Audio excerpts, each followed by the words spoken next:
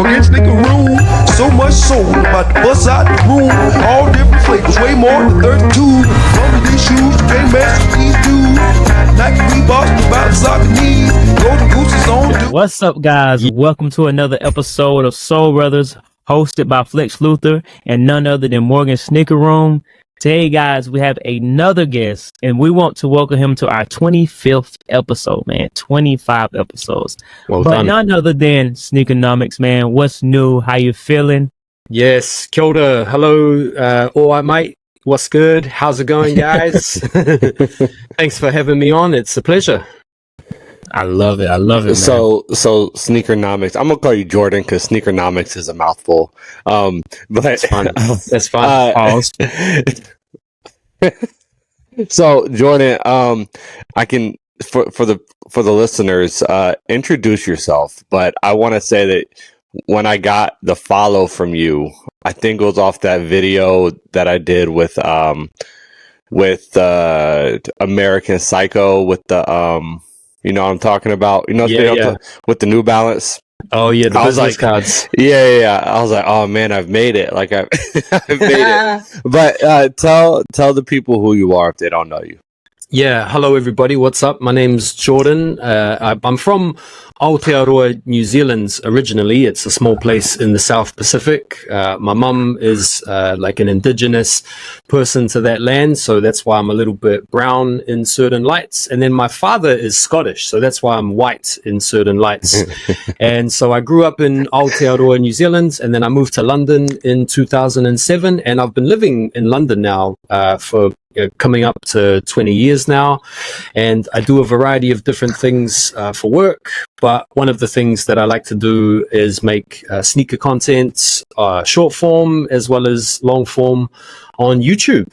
And yeah, I like to play a lot of sports as well as watch a lot of different sports, and those things kind of go hand in hand with sneakers. So yeah, that's me in a cheeky little nutshell. Yeah, 100%.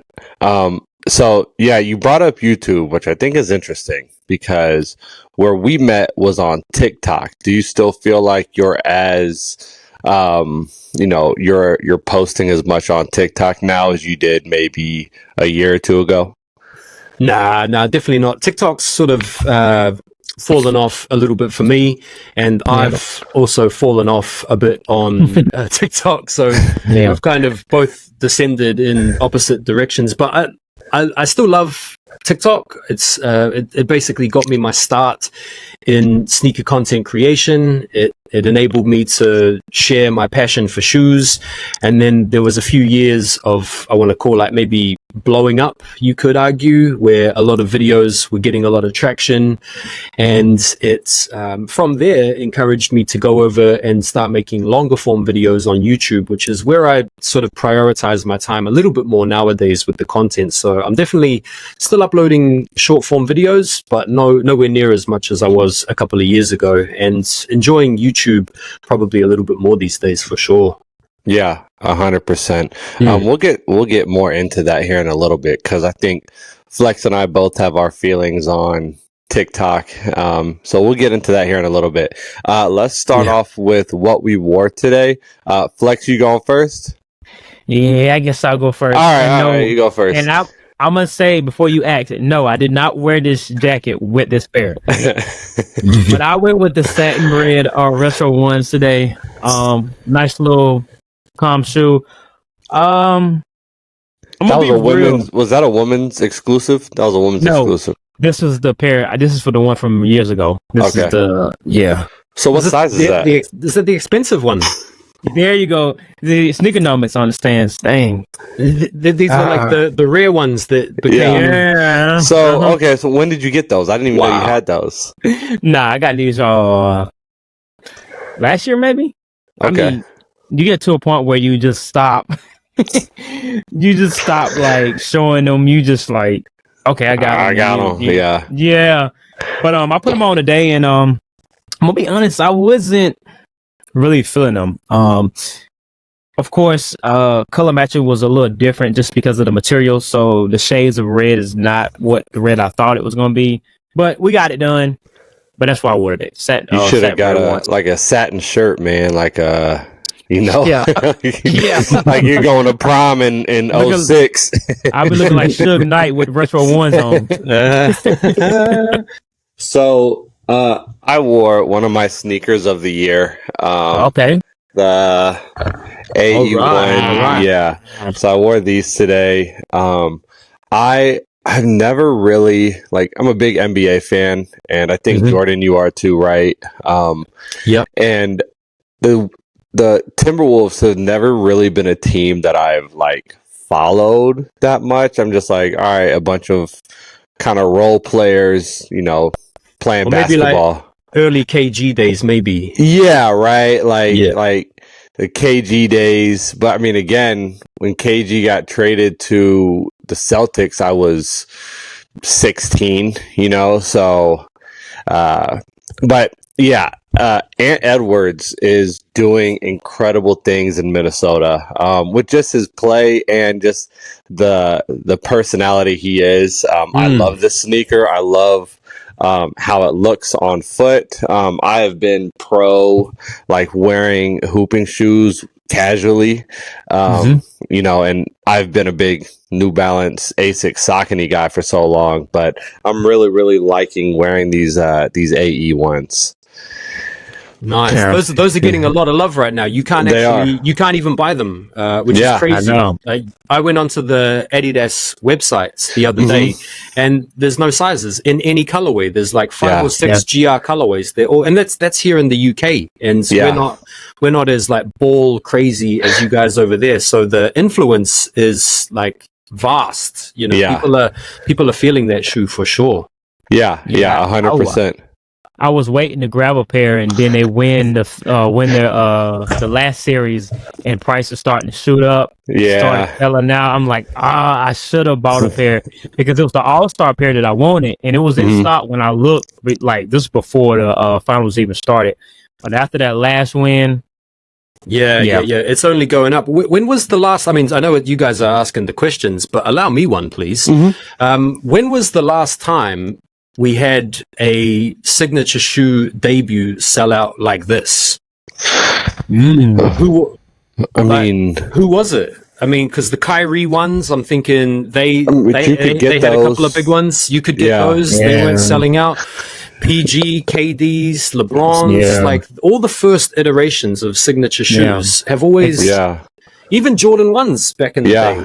Especially with the GRs, these are GRs they're selling out. It's not even special edition. I don't know if this is a hot take, but this is seemingly unprecedented, low key. This is the hottest debut basketball sig for time. I would agree with that. Because I'm thinking, I'm just racking my brain, and I can't think of any first signature shoe that has sold out this way. I'm even thinking about Giannis, his didn't. No. Maybe what Kobe. about? Yeah, right. Kobe with Adidas, not really. I can remember having his shoe in '96. His first shoe with Nike, not really. And of the more recent day fellas, Giannis, Ionescu. I mean, Sabrina. Her shoe is cool. She's got a really nice signature shoe, right? But we're talking all colorways, unavailable. It's crazy. Yeah. And I would say that this is also going with their playoff run. Because absolutely. When it first came out, you were able to get sizes. I think the shoe was a Foot Locker exclusive. Yeah. But now with this playoff run and all the different colors we're seeing that he's wearing, and with the lows, I assume are going to come out. I mean, I think the timing is perfect. The timing is incredible for it. Now, I'm interested to see okay, does this set the precedent for sneakers going forward? When Asia Wilson or Caitlin Clark, when their signature shoes come out, if there is a historic WNBA run with so many eyes on the WNBA now, are we going to get this type of love for their sneakers? And it's also got to depend on how the shoes look as well. But yeah, I'm with you, Jordan. I think this is the greatest first signature shoe that has ever come out. Yeah. It seems like a hot take, but then when you think about it, it's like, hang on a sec. Like, it's an interesting one. Yeah, it definitely plays a part to how he's playing, man. I mean, dude is out there doing it. Incredible.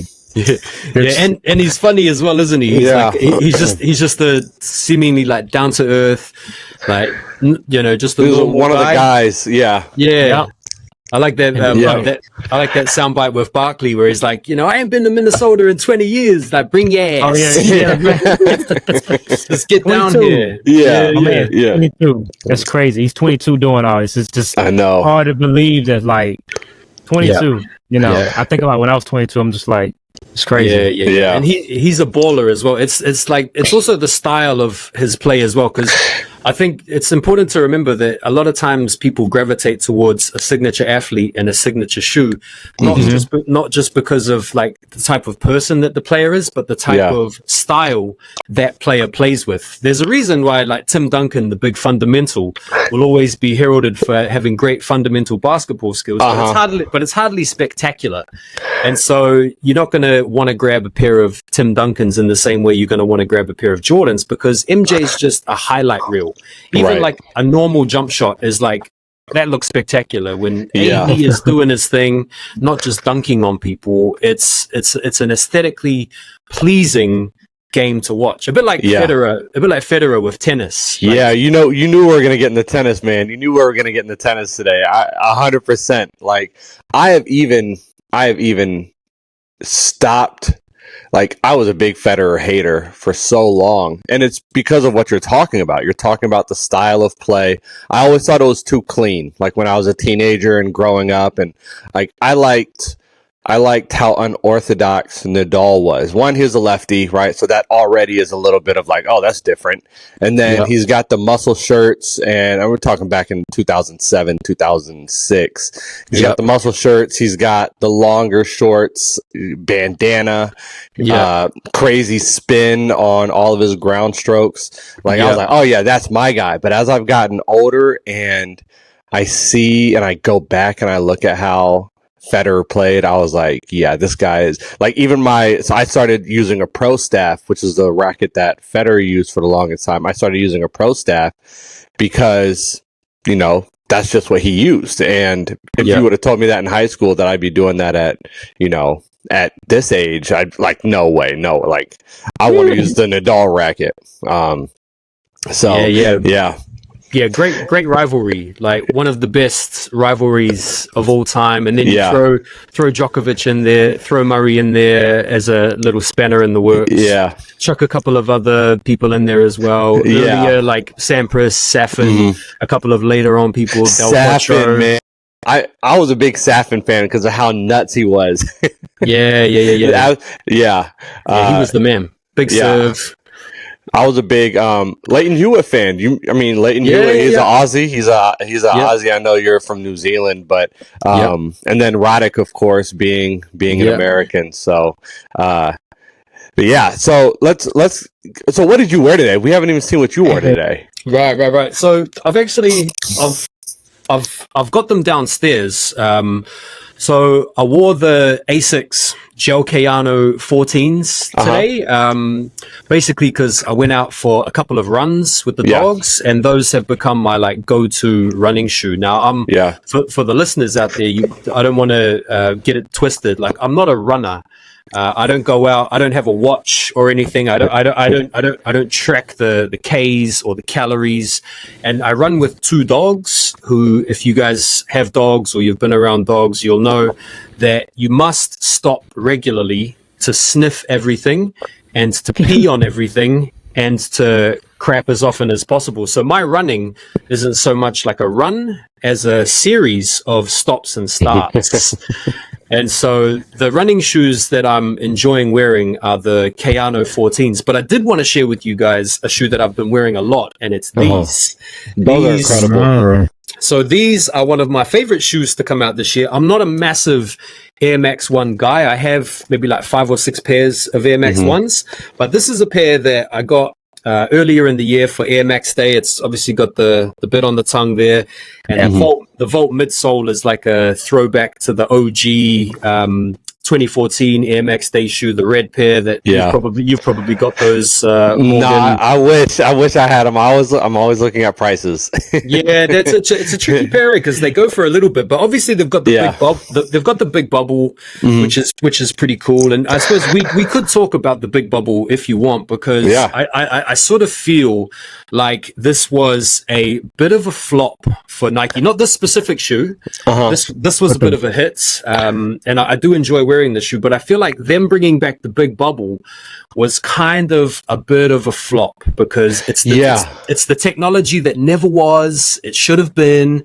They didn't quite have the technology at the time to bring it to fruition, and then there was this big to do about, here we are, we've got the OG Air Max in its OG form with the big bubble, and it was like it's kind of like when they made the Air Max Zero. You remember the Air Max Zero? Yep. It was like, this was Tinker Hatfield's first iteration of the Air Max, and I was like, this sucks. Like, nobody wants this. And to be clear, I like the OG Air Max. I like any OG Air Max colorway.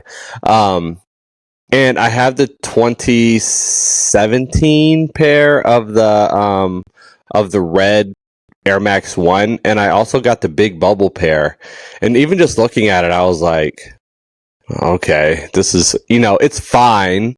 I think it's performing, like, after having the shoe in hand, I feel like it's performing as expected, where it's like, it's not great. On foot, it's fine, but it just, I don't know, it doesn't really do much for me, but I like just the OG colorway. That blue pair, the one that you just showed, is a pair that I definitely want, though.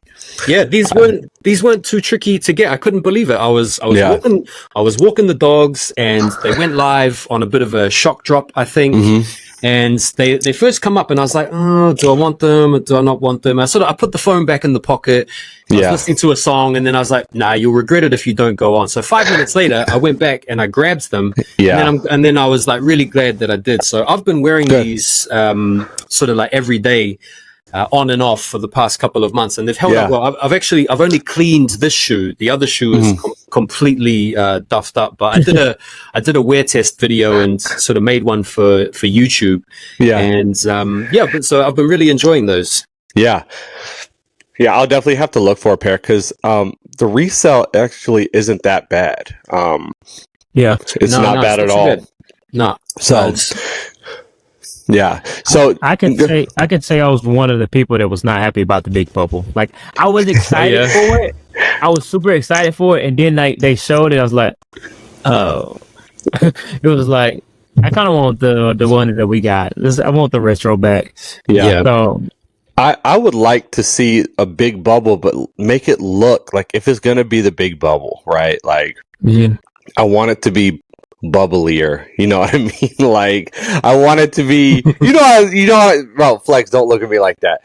I want it to be bubblier. I want it to be like I wanted to see bubble coming out the window. Like, all right. Well, you want like a honeycomb inside, or like a hexalite? Not even like a collab, like the Air Max 93, like an Air Max 93, but like encased in the back. Right. Oh, right. What, we're like sort of like protruding out a bit. Right. So it's like more air in there. Right. Yeah, but I know I'm sure. Saying. But like I've popped air bubbles before on accident, and I could see that being an issue with that sneaker. But that's true. Yeah. So Jordan, what we talked about you being on TikTok. What was a reason that you kind of, I'm not going to say you left TikTok because you're still on there, but what's the reason that you decided that you were going to go from short form content to long form content over on YouTube? Yeah, I think it was, so I'd seen a few other sneaker content creators sharing their YouTube videos, and so I went over and watched them, and I thought, man, I could do this. I looked at how much money you could make making YouTube videos with ad revenue, and I was like, holy heck, what am I doing? like, for goodness sakes, I'm lucky because I have a few different part-time jobs. So I actually have time in the day to where I can actually spend time making content. And I don't have any kids yet. So I've got this spare time to throw at these types of projects. So I decided to give myself a challenge to make 100 videos on YouTube in 100 days. I started making them with my phone, just like that, and editing it on like a random, like, free editing program from the Apple Store or whatever. And I just cobbled together these like random videos and made 100 videos in 100 days. In that time, I managed to get monetized. I managed to sort of blow up to like whatever I had, 50K or 60K subs on YouTube. And that's when I thought, okay, I can turn this into like a viable like sort of side hustle or a job. So I used all the money from the TikTok creator funds that I'd made over the past few years. I bought a camera, I bought a microphone, I bought some lighting and a lens and a computer. I hadn't had a laptop or a computer for years. So I spent all the money that I'd made from TikTok on this setup for YouTube. And I just haven't looked back ever since. But yeah, the main thing that motivated me was looking around at some other sneaker content creators making this YouTube content, thinking, I could do that. And seeing how much money they were making, I was thinking, wow, I should do that. So that's what motivated me to do it, man. Yeah, I can tell you that's how I got on TikTok, because I was looking at, when I first got on TikTok, I was trying to watch the videos at first to kind of relate with my tennis players more and be able to, know what the heck they were talking about. And then I was like, oh, well, I'm on here. Let me see what they're talking about with sneakers. And, my first few videos I was looking at, I was like, and I was like, I can talk about, I was like, I can talk about sneakers, and like, nobody's talking about the sneakers I like, or if they are, there's like two likes or something like that. But it just, the way sneaker TikTok is now, I know Flex and I have been talking about like making it a place that we want it to look like, but and maybe it's just what I keep getting fed on the algorithm, but I'm kind of like, what are we doing? Like, this isn't like what it's about. We're not even talking about sneakers anymore. Where, have you kind of experienced that same thing? Yeah. I've kind of, a lot of what you're describing has also impacted my attendance on TikTok and my, just regular scrolling on TikTok. You combine that with the way that TikTok's changed over the years, with being ad heavy, being TikTok shop heavy, being CapCut heavy. It's obviously being driven by the money. A little bit like Instagram was a few years ago. It doesn't make for a particularly pleasant scrolling experience anymore. And then when you do come across sneaker content, more often than not these days, it's like people complaining or people going back and forth over some like bollocks, and then those of us that are trying to like sort of keep it real from time to time just aren't getting the engagement or aren't getting the types of views that we were getting a few years ago. So it kind of feels like a lot of the good content is getting like underserved, and a lot of the sort of confrontational type content in the sneaker sphere is getting pushed more due to the engagement that seems to be going down. And I feel like that could potentially give the casual onlooker a slightly skewed opinion of just what sneakers are all about on TikTok in 2024. So I agree.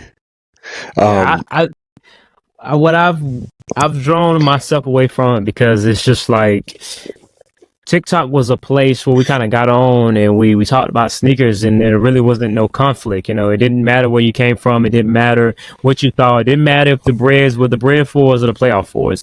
I mean, we all like talking sneakers, but now it's just like someone's waiting to like, oh, that's wrong. And it's just like, I just want to post content, man. I just want to post content. Yeah, don't get me wrong. Like, I think there's a place and there's a time for banter. I love making response videos to these, got soul videos or whatever. I find it really interesting to engage with their content and sort of reflect back what I've seen, in my opinion, onto the rest of the community to get a sense for, like, am I tripping here? Like, is this, are you seeing what I'm seeing, or have I got this wrong? Right. But I think the point is if you're going to put yourself out there and you're going to put your opinion out there, you need to be able to deal with the backlash, and you need to be able to take criticism when it's constructive, and be able to distinguish that from when it's just being delivered in a meaningless, hateful way. Right. And there's a way to go about it, and I feel like there's a few people that probably aren't going about it in the right sort of measured way. Yeah. One thing I always kind of admired about you and when you made content was it seemed like you kind of did a lot of stuff like by yourself, right? Like, like Flex and me, like, I feel like I didn't really start taking off for real until I started going back and forth with Flex, and, Flex had his followers before that. But with you, you've just been like, whatever, dude. For you, it's like everything is just, it's just Jordan, and once I started following you and I got to know you, I was like, oh, this is the same guy who's picking up trash, walking his dogs. Oh, this is the same guy that's like, you know what I mean? Like, he did the New Balance video where, it's like the two different people. It's the annoying random kid, you know what I'm saying? Like, but it's always been like you, like, there's not I see a lot of people talking about like, oh, I'm not going to support you as a content creator unless you support me.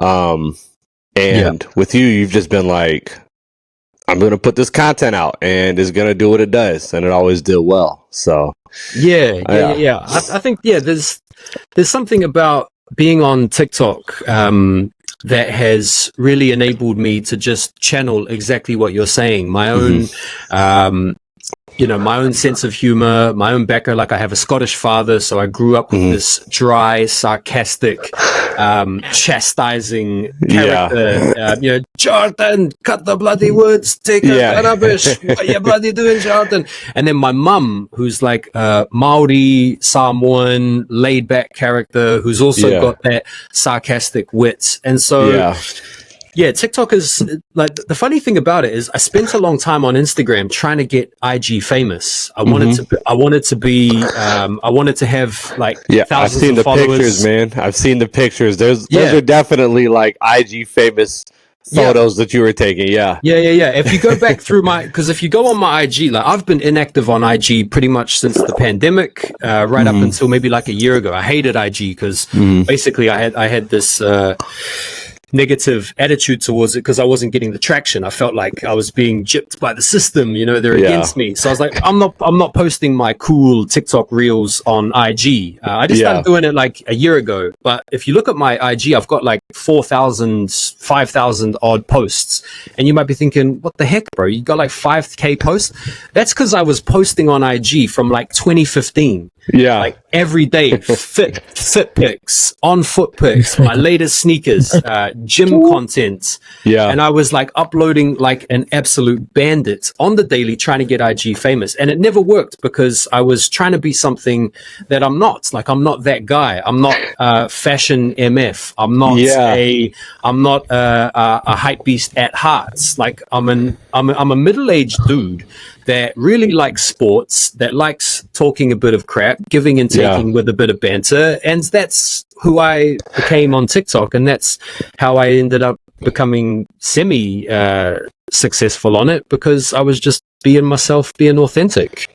Yeah, I think Flex, maybe Flex can agree. I think Flex can agree, but like, that is, I think what makes it so enjoyable, like just being on TikTok, is being around people who are just themselves. And that's why I gravitated to your content, was because I was like, this guy is just, he's just doing his thing. Like you said, because you showed some pictures where you would have like Bape Ultra Boost on with Bape jersey on with the Bape leggings on, and I'm like, that's different. That's different than the Jordan that I've seen on here. But maybe you know, 2017, 2016 was a different time. I was into it, man. I was into that era. That for me was like peak sneakers and fashion coming together, because I've always worked in a gym, right? The last 10 years I've been a personal trainer. Before that, like you, I was doing tennis coaching. I've always led a pretty active lifestyle, and I don't really have like a fashion style. Like if I had to like put a name on my current style, I would call it errand core, which is like a combination of like streetwear and pajama. You know when you've got your pajama bottoms on and you have to like run out to the letterbox or something like that, or you have to like maybe drop down to the shops to get a pint of milk, so you chuck on your jacket that you've got hanging up that might be a nice jacket. That's like my style. Is like a dude that's running an errand. And so that era was me just trying too hard, basically. You know, but I think that's everybody. I mean, everybody in that era was trying too hard. You know, even with myself, I've found that just being myself is better than the person I was trying to be, like, you know, super cool guy. And I'm just like, whatever, man. Like, we're buying sneakers. We're not that far removed from the comic book nerd who like knows everything about the superheroes and stuff. Like we're the same person. So yeah, I really like, and you would even go live and you would put, this isn't about sneakers, and you would talk about religion and you know, just kind of do your own, lose some followers.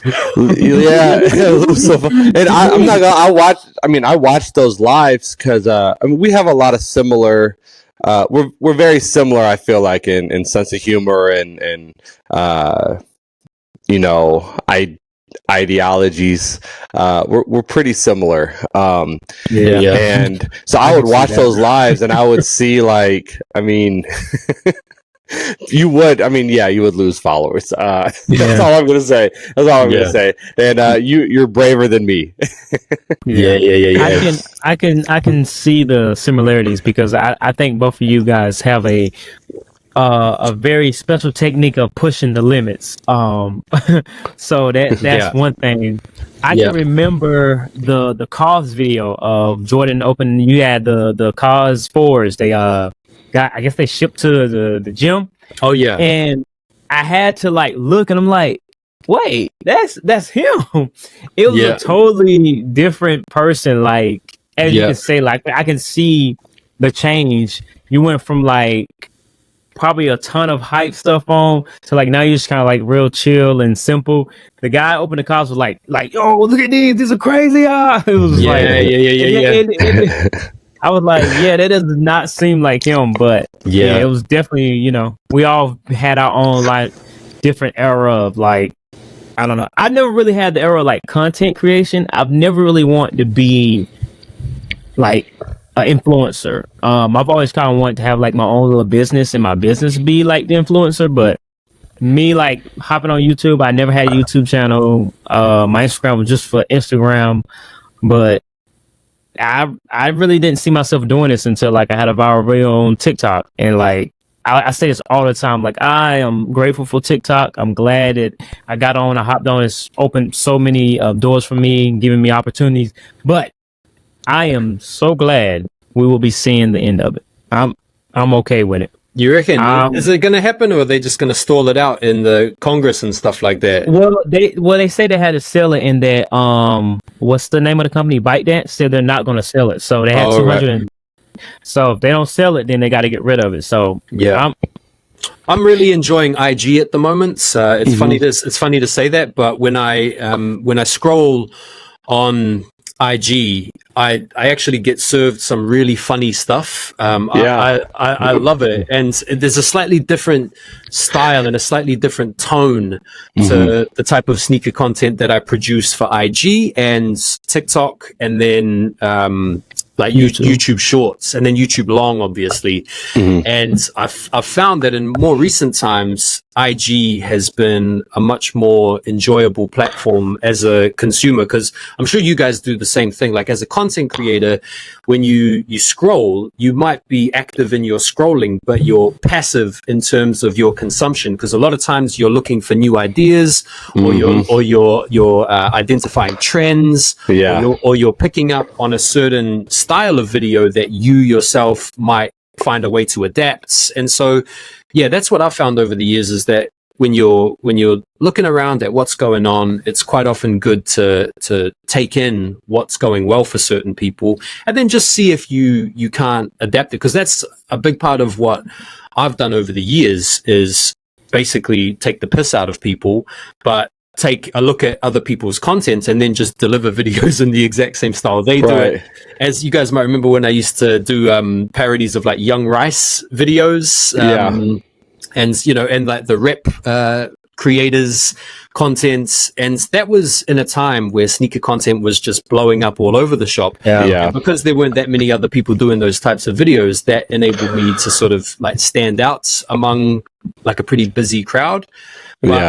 But that's what I'm enjoying these days anyway, is the IG platform is a little bit more of an enjoyable experience. But I still enjoy TikTok. I do enjoy watching TikTok lives, and I still love seeing your guys' videos and, other members from the sneaker community's videos as well. Yeah. It sort of seems like the sneaker community on TikTok's a little bit fragmented. Like you've got a number of different little kind of sects at the moment. Some of them are warring, some of them are getting on, some people just leave each other alone. I think it's sneaker wars. The sneaker battles, man. Me and Flex, I don't know about Flex. I leave it alone. I feel like it's just me, like the only person I really, if I were to align with anybody, it would be like just Flex. And even with that, it's like, oh, Flex reviewing the shoe again, scroll. And I feel like it was different a year or two ago, where we were all like stitching each other's videos, and maybe it's the personality thing. Maybe it's like, well, some of the people who are making videos now just don't have that personality to continue to get engagement, right? Like without being negative, without being, a jerk. And I feel like there's a difference between like when, like you say, when you take the piss out of somebody, and then just totally berating and then acting like the victim. Well, never mind. I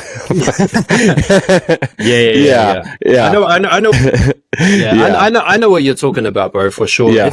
It's like you were talking about before, Flex, that line. There's a line. And I think when you get to a certain point, like I'll give you an example. If I make a video where I'm like responding to someone's comments, or if someone has said something that's false and I just want to use that comment as an opportunity to make a video to clear my name and then possibly just drag them a little bit, I'll do it in a way nowadays that's just like sort of democratic and friendly, and just say, look, you've made a claim. Here's proof that claim isn't wrong. Here's a little subtle jab to the ribs. Ha. We all move on. But I'm not gonna like attack your character. I'm not gonna like try and like get out the flipping gun and just sound off on your character, your family, and everyone that you know, because that speaks more to where you're at rather than like where that other person's at. Right. And it sort of shows that you've been quite badly affected by the comments or whatever. Yeah. One thing I'll never do, and I've had to learn this, is even if a comment bothers me, I'm never going to let them know that the comment bothered me. Right. Yeah. You will never you can't, you will not be able to beat that information out of me. If you make a comment and I don't like it and it hurt my feelings or whatever, you will never find out. I won't even respond to it. Yeah. It's it's strange because, you know, you say that and it's like, you have to record that video, rewatch it, and then post it. So I just try to figure out like people that really get to that level and they're like, well, I'm gonna rewatch it and I'm gonna post it. Like, you never thought like, maybe that was a little much. Even when me and you were going back and forth, I was like, that's too much emotion in that. Same. I was like, because like, even when it was friendly, I was like, nah, I gotta play it a little cooler. I gotta play it a little cooler. Like, he didn't bother me. Yeah. But in reality, yeah, man. Yeah, it's a tricky one. Yeah, I mean, the three of us. I mean, it seems like we're all for like friendly competition and banter and cracking jokes at each other, and you know, and then also laughing at ourselves. I think that's the big thing, is just not taking it so seriously. Yeah, absolutely. I mean, that's one thing that I've tried to continue to drive home, and a lot of the feedback I've gotten over the years has been like, thank you for your refreshing take that this is that we all have this is an illness. Let's not get it twisted. Right. This is an illness. We all are grown-ass men buying shoes we don't need to wear once in a blue moon. Like, you have an illness, bro. Like, let's not try and get it twisted around here. So if you can do things to kind of just shine a bit of a light on that and just remind ourselves collectively that this is a wonderful hobby, it's a great way to meet like-minded individuals that are into the same thing. But given the scope of what's going on in the world these days, it doesn't rank particularly high on the priority ladder, and so it shouldn't. I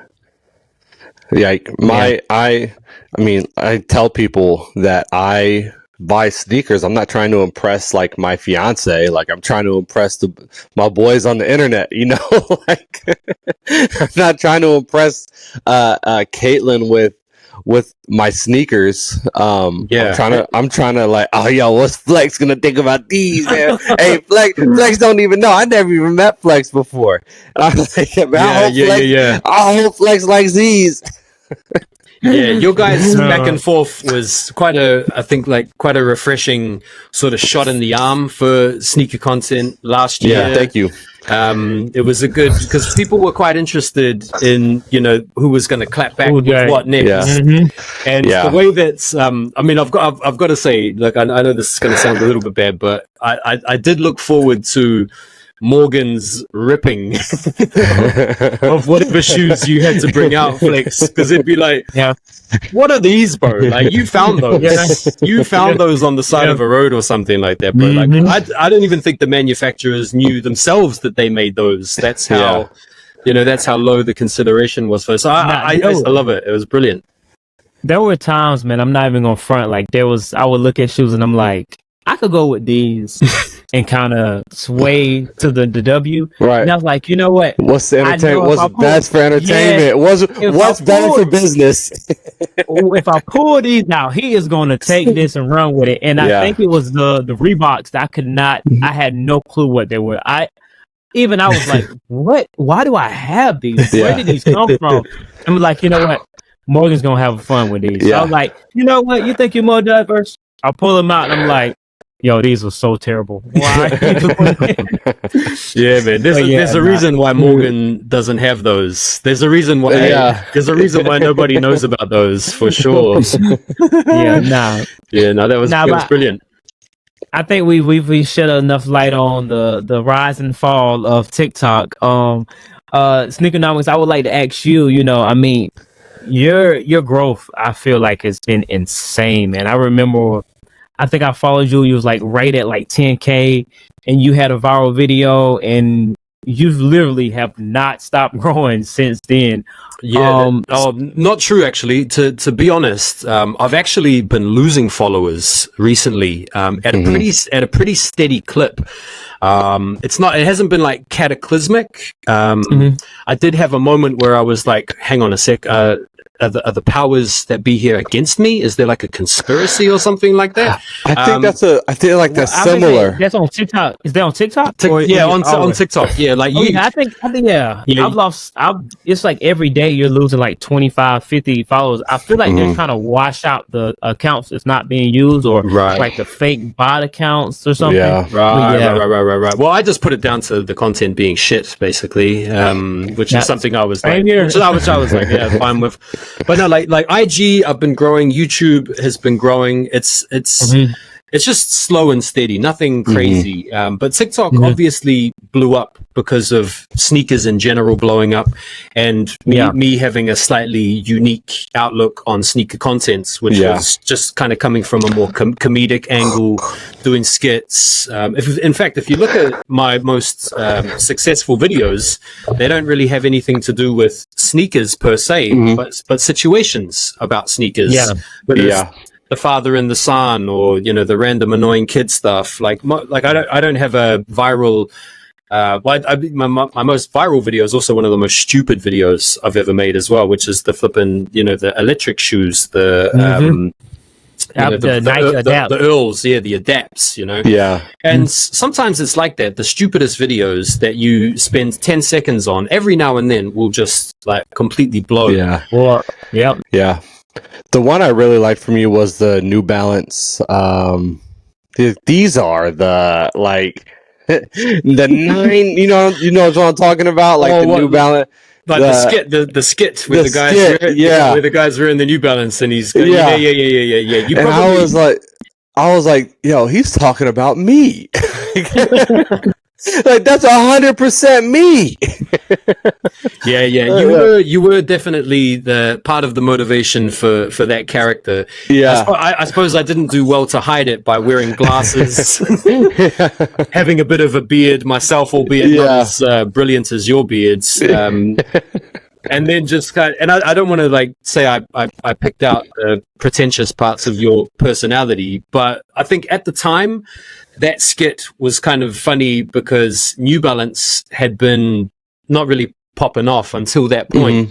And people that were into New Balance were generally the type that might be into it because of things like the comforts, the quality, the materials, the made in USA, the made in England, or whatever. And so that level of that pomposity sort of carried over to the character. Look, this will not be the first time I am called arrogant or won't be the last. Pretentious. I've been called pretentious. I've been called, and it's it's a little. It's kind of true, right? Especially when it comes to the sneakers and stuff, where I'm like, oh, well, I'm wearing, just like you did in the skit. So I wouldn't say that it was you specifically. It was more it was more the archetype because here in London we have that same type of, you might know them as like a hipster. So the hipster person is the person that like goes thrifting, but then has like $1,000 jacket. Goes and spends $20 on organic broccoli. Has their own like kombucha production in the kitchen, which is all fitted out. Drinks only wine from a particular region of France. And wears New Balance 992s or whatever. And so that was it was more the archetype of that hipster character rather than you, but you were kind of like the vehicle that drove that. Jordan, I'm going to tell you right now, that's the dream. Everything that you just described, that's the dream.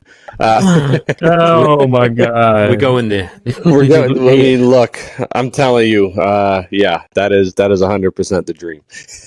I love it.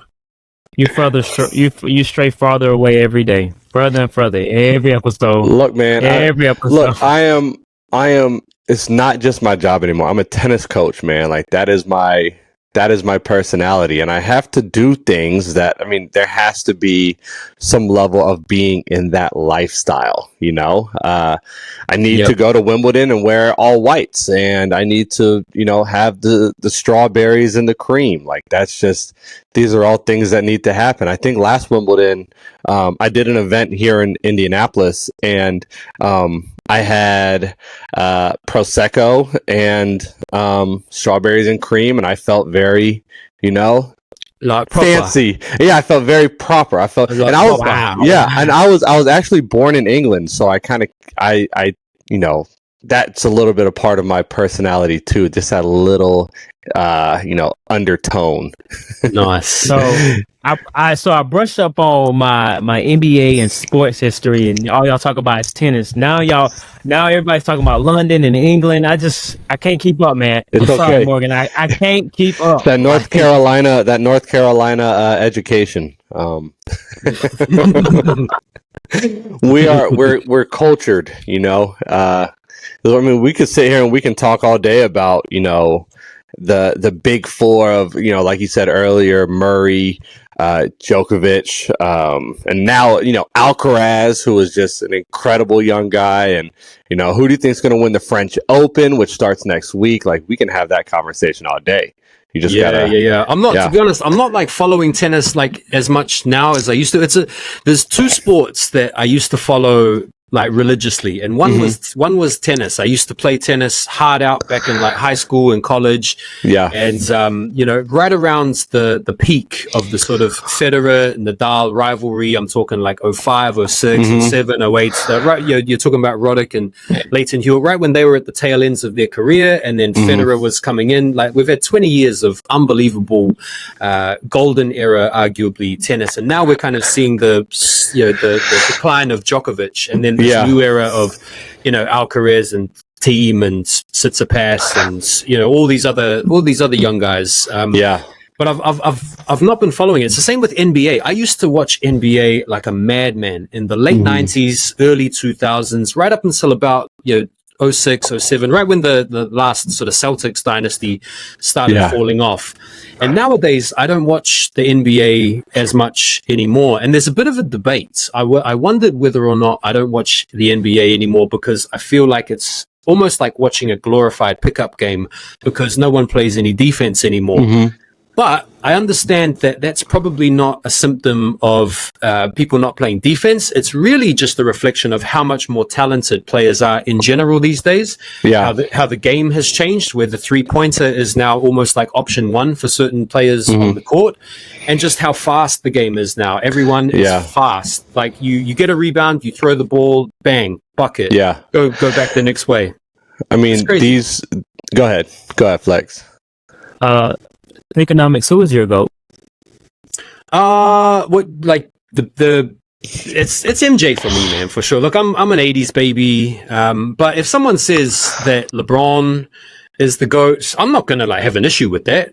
And if someone says Kobe, I'm not gonna have an issue with that either, because I can completely understand the case made for any of them. So I would say he's my favorites, but in the same way, like in the same sense, Federer is my GOAT because I just love the way he played the game. Just like MJ, I love the way he played the game. Every night he went out on court, or every night MJ went out and played, he was going to do something cool.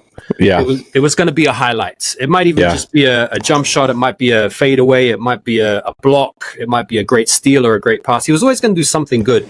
And with Federer, it was the same. He was always going to produce a brilliant cross-court backhand winner, a ridiculous volley. And that's why I like it. But MJ, Kobe, LeBron, I'm happy with either of those. Yeah.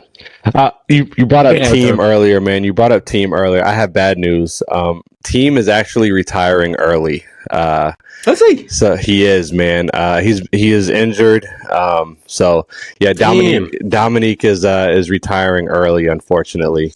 Damn. So yeah, I hate to break that news to you, man. I hate that you heard it here. No. It's good. It's good to be up with the play. I mean, that just shows you how out of touch with the game I am. He just announced it either last week or 2 weeks ago. Radio. Yeah. Interesting. So who's the favorite for the French Open then for you?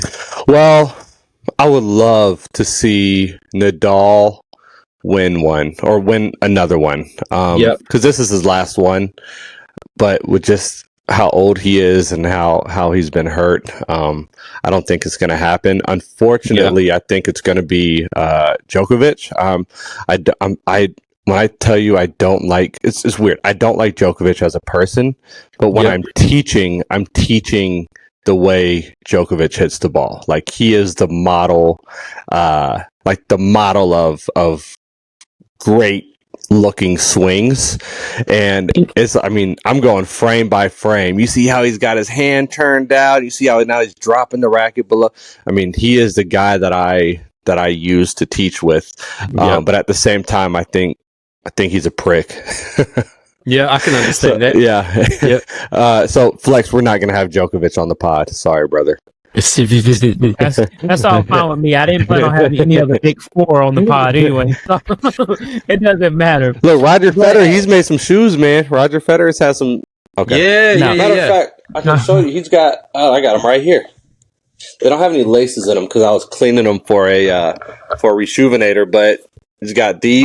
Oh, he's the vapor guy. Yeah. I didn't know that.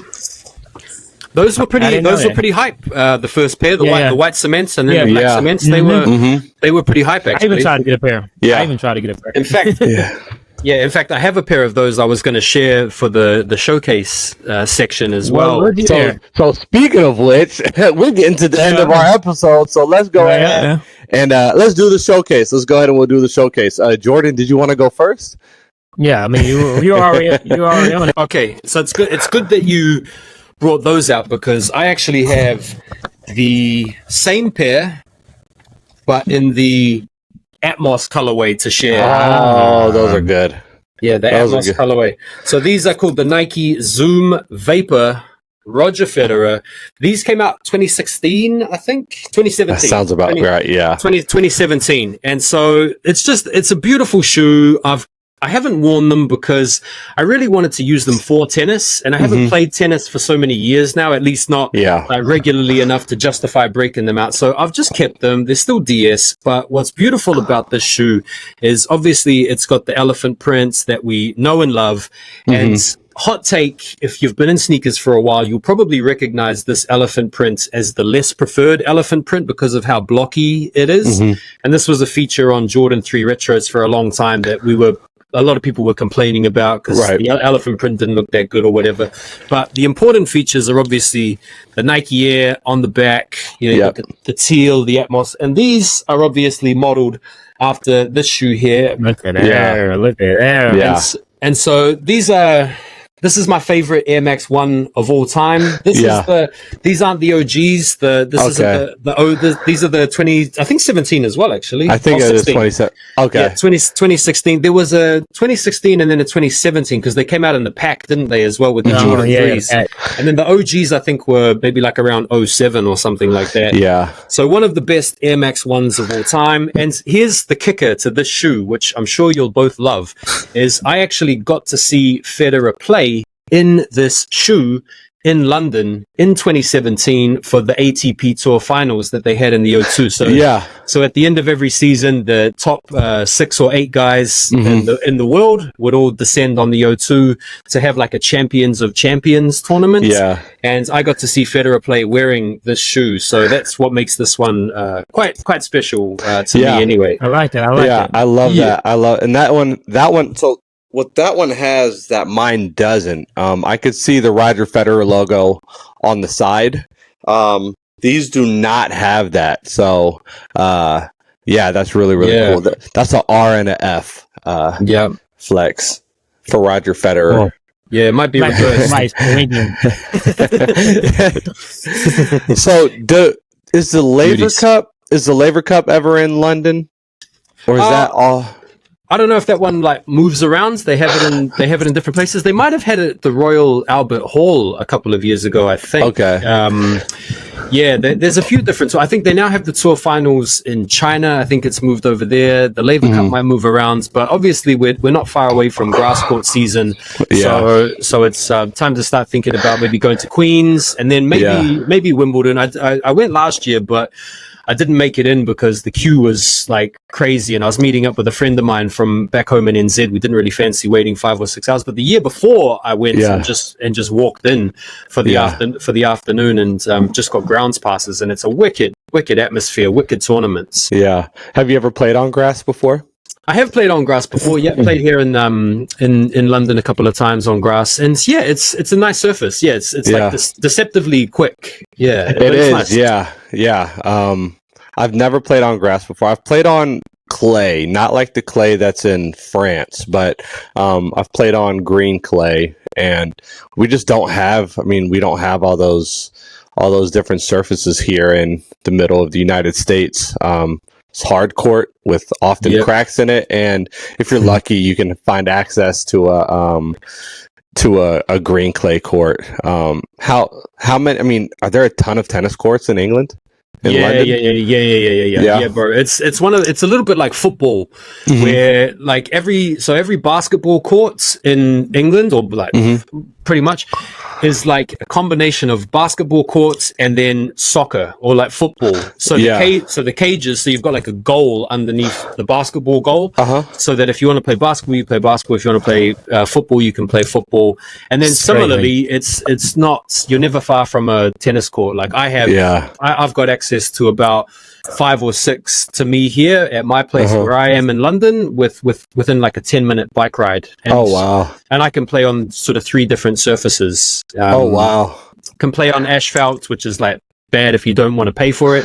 And then there's clay, and then there's artificial grass, and then there's the what's it called, the plexi pave or whatever it is, like the sort of the reinforced concrete ones as well. So tennis is one of the games that's looked after a lot, and same with golf as well. Actually, I'm right into my golf, and there's heaps of golf out here too. It's good, man. Like sports in England, it's good, man. Yeah. All right, Flex. What is your showcase shoe? So I just got these in literally I think yesterday. I had been wanting these when they released, and I just been waiting on it, but I got them for a great price. Union One, the Beauty Supply, and the polarizers. They are polarizing. The polarizers. Yeah. I feel like this is a pair that the blogs are gonna pop up. Oh, these are from 2020, whatever, and everybody's gonna love them. They're not receiving that love right now. Obviously, I got these for like $120 shipped. What? Brand new. From where? Brand new. From eBay? Go. That's way under retail, isn't it? Yeah, way under retail. Retail was $200, I believe. Wow. So, bro, that's crazy. That's a great price. Listen, I hated on that shoe, and I didn't make any secret about it, and I was consistent with it to the point where I didn't actually go for it. Sometimes you hate on a shoe, you grab it anyway, and then wait to pull out at the last minute. I've got them in hands now card. I didn't even go for that. I left them alone. But since the dust has settled on the release, I've softened to them a little bit over time now. I don't think they're that bad. I think it's I always thought it was a cool idea, and I always thought the materials looked really good and the quality looked really good. It just wasn't something that fit my eye specifically. But for 120, bro, that's a steal. Yeah, 120 could make me kind of like them. I like you said, Jordan. Like I feel like I've seen them in person now, and okay, they're not that bad. It's a fine shoe. It's fine. I do like the footscapes though. Right, very very similar idea to that. I like the footscape a lot. So I think that's a good shoe. Good shoe, Flex. Yeah, what you got, Moy? So I brought, with one of the boutiques in London. I think Size is a boutique in London. I brought the Size and Asics Iris pair. This was part of the 25th anniversary for the Gel Light 3. Really, really cool shoe. I mean, it's just a lilac pair of sneakers. I got some laces in here, but really cool shoe.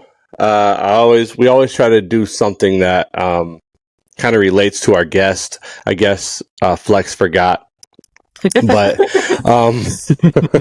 now he knows I didn't like those Footscape ones, so you know. Yeah. That makes sense. That works. He knew that she was going to trigger me a bit.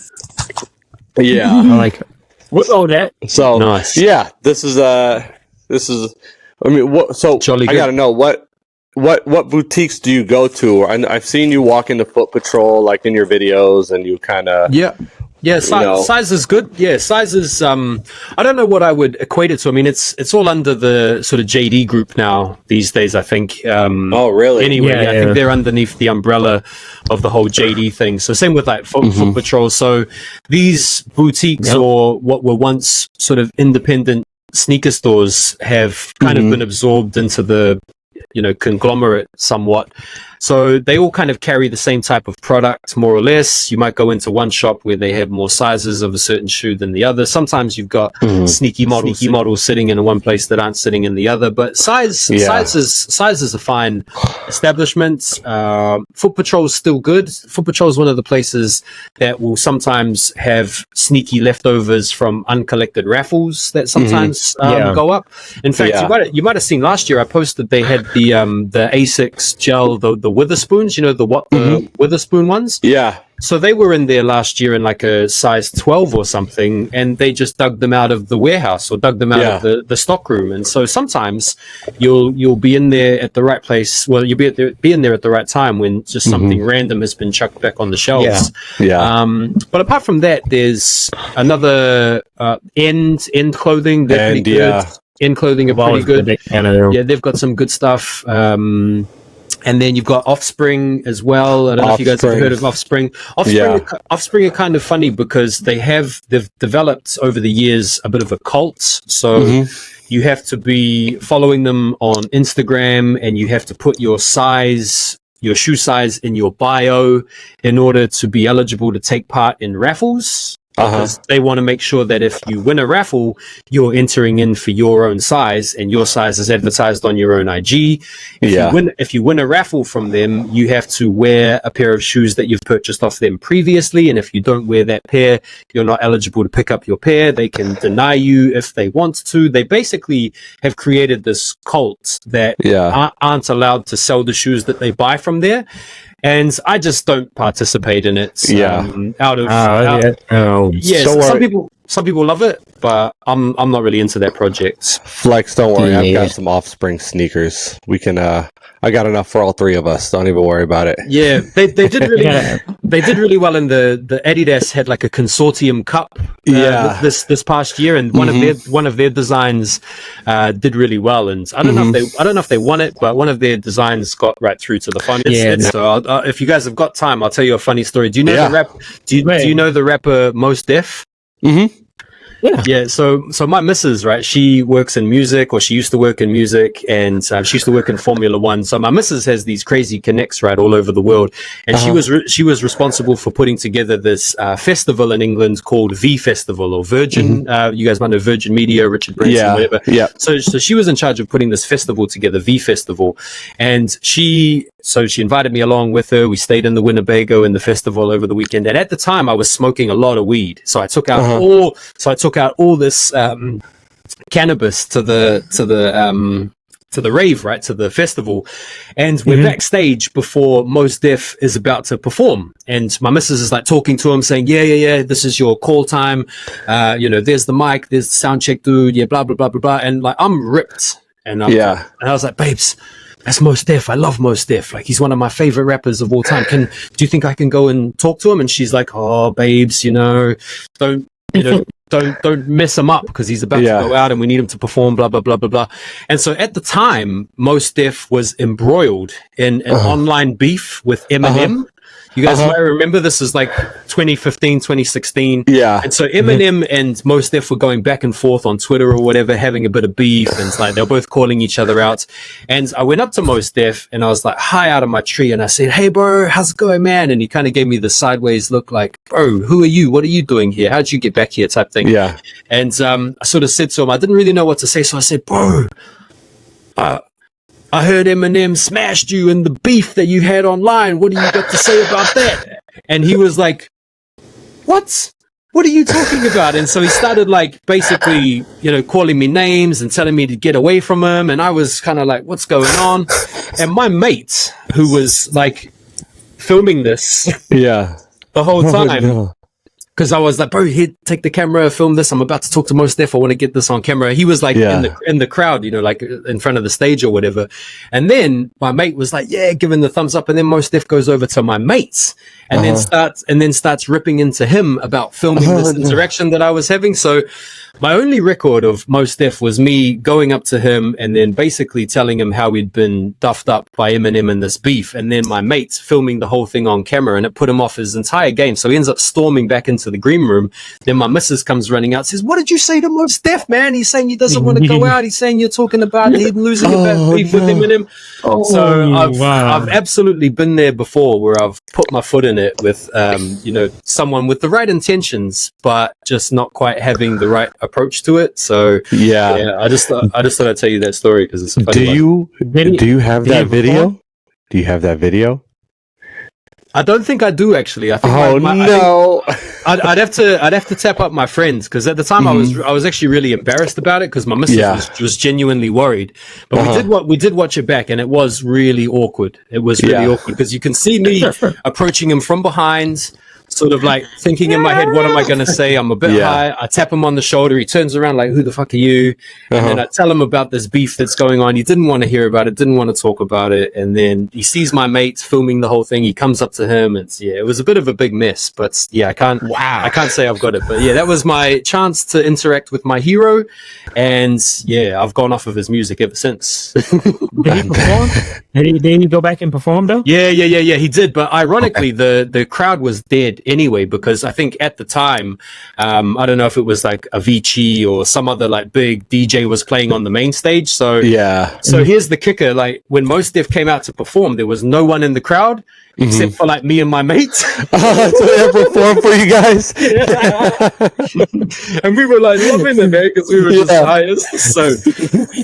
So in the end, he had to sort of perform for me and my mate, because everyone had buggered off to the main stage at that point. Yeah. That is so funny. Wow. That is so funny. Yeah, I guess that makes my mistake not look so bad. Huh, Flex? Yeah. I have no, big mistake. It reminded me, you've got the right intentions, but sometimes it just doesn't come off as you hope, and then that's exactly what happened to me in that situation. So thanks for listening. We got one more question before we let you go, Jordan. As we see the change in sneakers, and a lot of people are getting bored with it, and a lot of people are putting down the cameras and not making content anymore, and the ones that got a great following from it are making different content. They're not really into sneakers anymore. So my question to you is like, what's next for Sneakernomicz? Is he gonna stick around in sneakers, or is he gonna switch it up? What's next? I'm not going anywhere, bro. Like, I still love sneakers. I'm still into the culture. It's bro, I mean, I've been collecting shoes since, I can show you here. These are the 09 Space Jams. This was the shoe, this was the shoe that was always like the holy grail for me. The Space Jam 11s. 11's always been my favorite shoe. And I bought these in 2010, the start of 2010. They released at the end of 09, if you remember. And so since 2010, I've just been obsessed with trying to build up this collection, and I've now got like a collection of shoes that I'm like super proud of, man. I look around and I'm like, bro, I can't believe I've got those, or like, I'm so happy to finally have those, like the military blue 4s completing the 89 colorways, the colorways of the 3s from 88. So look, I'm still madly in love with sneakers. When it comes to like sneaker content, I think it's a tricky time that we're in now, because the views aren't as easy to come by as they used to be. and so you're kind of putting in the same effort, if not more, but not yielding the same type of returns from the views and stuff. And so I think if you're motivated solely by views and engagements, then the sneaker content game is no longer sustainable. But if you're like you guys and like me and like a lot of other cats in the sneaker game that throw up videos without worrying if they're going to go viral or not, then there's still a there's still a place for us all here. But my strategy has changed up a little bit for sure. I'm now trying to focus a little bit more on producing YouTubes. It takes a lot longer to film them and edit them and stuff, but the payoff at the end is a little bit more satisfying for me, because I like having a bit more time to go into a little bit more depth with certain angles. I like having fun with the editing and stuff. Yeah, that's quite satisfying, if not time consuming. And I think it's good to mix things up as well and kind of have multiple approaches. So, so I'm still here. I'm still all about it. I'm still going for it. What about you guys? Are you guys, have you guys noticed any changes? Or are you guys switching up strategies, or what's your guys' plans? I'm gonna be honest. I feel like it's been more rewarding now than it's ever been. I mean, this podcast thing was more of like a idea, like we're just gonna do it, and it's worked out better than when we were making content, at least in my opinion. I've met some great people, I've connected with some brands, and it's kind of put me more consistent with my own individual content. As I'm creating content for the podcast and doing all this editing and stuff, I'm also working on my own content. And I feel like, in my opinion, as a consumer, it's definitely helped out Morgan. Morgan's finally recording through a nice quality recording. He's got the mic, earphones. So like, So hang on, let me ask you, do you do the editing for the, so you edit the short videos that go up from the podcast? No, Morgan. No, come on. I'm the funny one. I'm the funny one who's got the great editing skills. So you're doing the editing? What software are you using? CapCut. For the clip. Are you doing it all through CapCut? Bro, because the edits are awesome, bro. Like, they're funny. Thank you. Yeah, they are really good. Yeah, your guys when he delivers, they are funny. But Look, tennis season, we just lost yesterday, so tennis season's over. I mean, we're gonna get the love that you deserve, man. I hope so. I send you 10 bills and get one, but it's all right. You gotta. I tell Morgan all the time, and you just show up. Just show up, and we're good. Yeah, I appreciate that. Now, you guys definitely have a good thing going on with the podcast. You've had some really good guests, notwithstanding me today. You've had some, sounds like some really good quality conversations. I've listened to a few of them. Yeah. And, it's really good to see. And I think the cool thing about it, like we were talking about at the top, Flex, is that you've got this vehicle that you can then use to drive other contents in other places. So you can clip this, you can clip that, you can you can lengthen it out, you can post the whole thing presumably on YouTube if you wanted to, you could chop it up, whatever. Like, it's every hour or hour and a half episode that you guys are doing is an absolute raft of potential contents that you can chuck up there.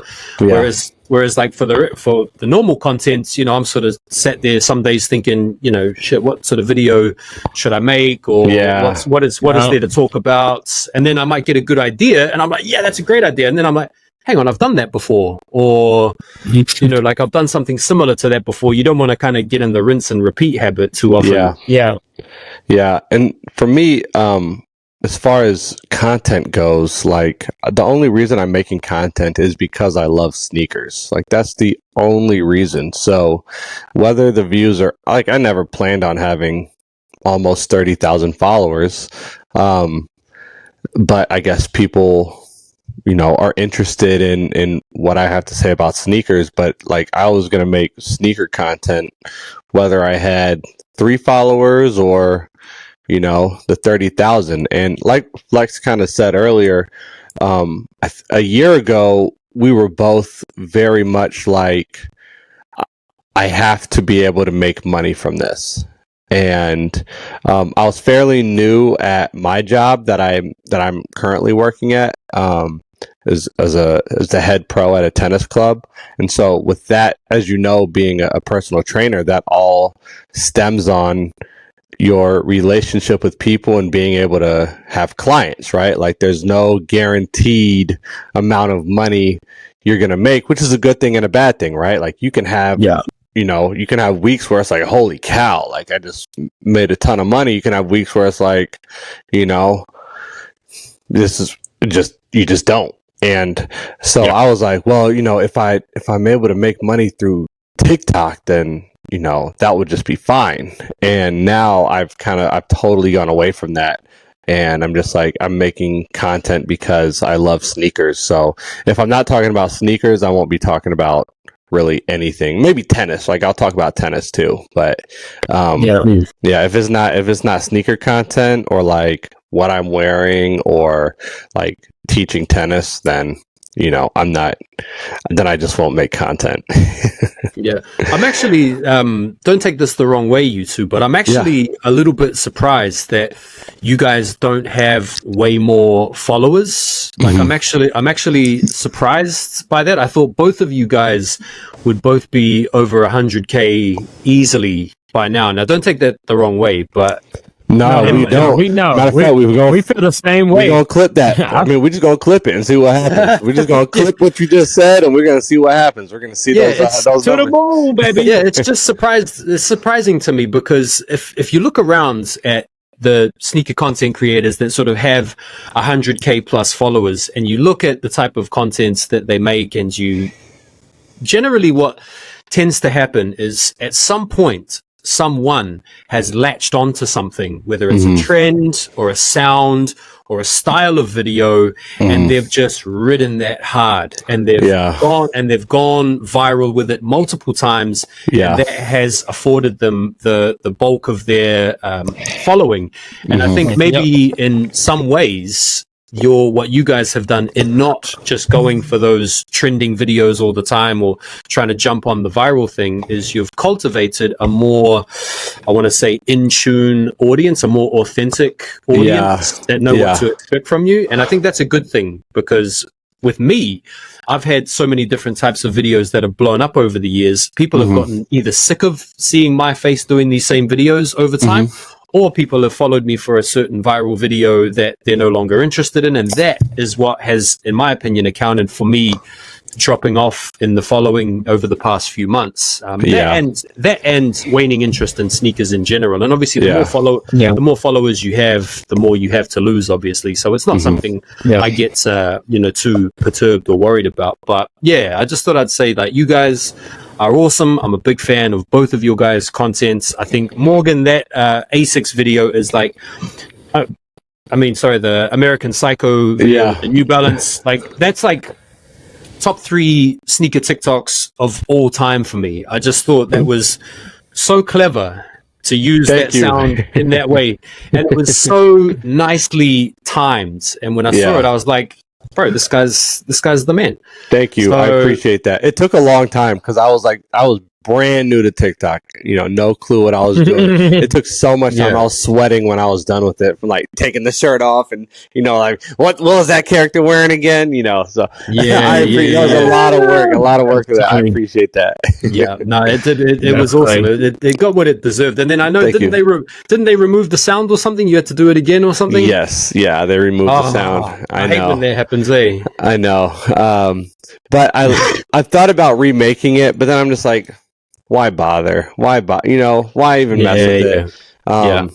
So, but I appreciate that, man. I mean, we're obviously big fans of you. And always. Just, your perspective on sneakers, that it's not that serious. We're just, like you said earlier, we're grown men just buying sneakers, like it's an illness. You could diagnose this, man. And I love that you don't take the content creation too seriously. Like you take it seriously, but I don't even want to call it the character, but your persona on the camera just doesn't take the content creation seriously. You don't take the sneakers seriously. Like you don't take yourself too seriously. You're just, maybe it's the New Zealander the NZer. But we're pretty chilled. Yeah, right. But you're just very relaxed, and I feel like that's how sneakers should be talked about. Because even though, like you said, you'll take the piss out of somebody, but you'll also it's very welcoming and it's very inviting. So we're really big fans of you. Yeah, thanks, man. I appreciate it. I like it. Yeah, and same to you, Flex, bro. I admire the consistency, bro, and the honesty, the integrity about you and what you're up to. I know you're a family man as well, and you're into your fitness as well, and you've got a pretty busy lifestyle outside of sneakers. And yeah, bro, like it's been really good to see your switch up actually, from changing the room up, the display. I know it's a work in progress and it's probably still nowhere near finished yet, but upgrading the camera and the mic, and I think we've all seen each other sort of grow in this space over the years, and we're now in a position where this is it's a big part of our lives. It's one of our hobbies, and it's really cool to be able to connect on that level with each other. So I appreciate it, absolutely, man. I love what you guys are doing. I think you guys are smashing it with the podcast, and I look forward to seeing where it goes and how it progresses. Thank you, man. Thank you. Yeah, I liked it. Yeah, man. Appreciate all the love. Big fan of both of you guys, really. Me too. More of Jordan. Nah, I just wanted to get you all hyped up for no reason. Nah, man. Sneakernomicz was one of the first people I really started following on TikTok, and we started following each other back and just watching the growth. And I mean, just to know that like I see him get cosigns from Complex, Brandon Dunn, and all the other sneaker guys. I'm just like, I know him, So that was cool actually. Yeah. A few people were messaging me like, bro, like they shouted you out on Complex, and I was thinking, oh no. What did I do? I must have ripped one of them indirectly or something. But it turns out it was for a good reason. So so that's cool. Man. I think that type of stuff is always quite gratifying, because I mean, as you guys will know yourselves from talking recently with like J-Tips or the Nice Kicks dudes or these company owners and stuff like that, it's good to know that these sort of industry leaders have got their eyes on what we're up to, and we sort of we represent the common man, the dude that's out there buying the sneakers or thinking about buying the sneakers, the person that's collecting shoes or maybe like thinking about getting into content creation. So we're kind of like the conduits for these people to sort of plug in to the people at large, and it's just cool. It's just cool to know that they've got their eyes on what we're up to, as well as much as we've got our eyes on what they are up to at the same time. 100%. Very cool. Yep, it's definitely been a great episode. Sneakernomicz, Jordan Young, we love having you on. 25th episode. I don't think there's any other way we would have wanted to, in our first season, a very successful season. Hopefully by the time this is aired or released, we'll be at 1,000 downloads. So 1,000 downloads in 5 months. That is crazy. That's amazing. We're gonna keep going, even if we don't get another 1,000. I enjoy this personally. Talking to people. I'm having fun. That's what matters, right? We're both having fun. I look forward to recording. So 1,000 downloads is cool, but being able to talk to people who I enjoy talking to, right? Share the same interests. I mean, that's what this is really about. Yeah, definitely. Yeah, no, thank you guys so much for having me on, and congrats on the first season. Congrats on 1K downloads, 25 episodes. And when are you guys back recording again? When does season 2 do we get a break, man? Do we get a break? Do I get a break? Like, do I get a break? You guys going fishing or whatever? Go fishing? No. Joining Denver? No, season 2 starts next week. Is it? Woo! The Taskmaster. It's like, yes, look, sir. He is. Flexed. The momentum is there. We're not. No. I've learned my lesson. I had a viral video and didn't post and lost the heat. not this time, buddy. To the moon we go. Yeah. Momentum is a powerful thing. It is something worth holding on to while it's there, and then just recognizing when it is time to take a break is also important. I think that's something that we didn't talk about. Is like taking a break every now and then is really good. Like I went on holiday back home to Aotearoa, New Zealand recently, and just didn't do anything, and that was like brilliant. It was just nice to kind of disconnect, not the episode, not worry about making a video, not worrying about not even being on my phone, and just as you would say, touching some grass and getting the feet in some sand and talking to people, talking to friends and family. It's nice to do. So man, all good. So I wish you guys all the best, man. Thank you. Same to you, man. Same to you. Yep. So, guys, that is our episode for the week. As I always say, love, peace, and sneakers. Peace. So, brothers. So, brothers. Retro 7s, Retro 3s, Metallic 7, Retro 11, sitting on freeze. They got so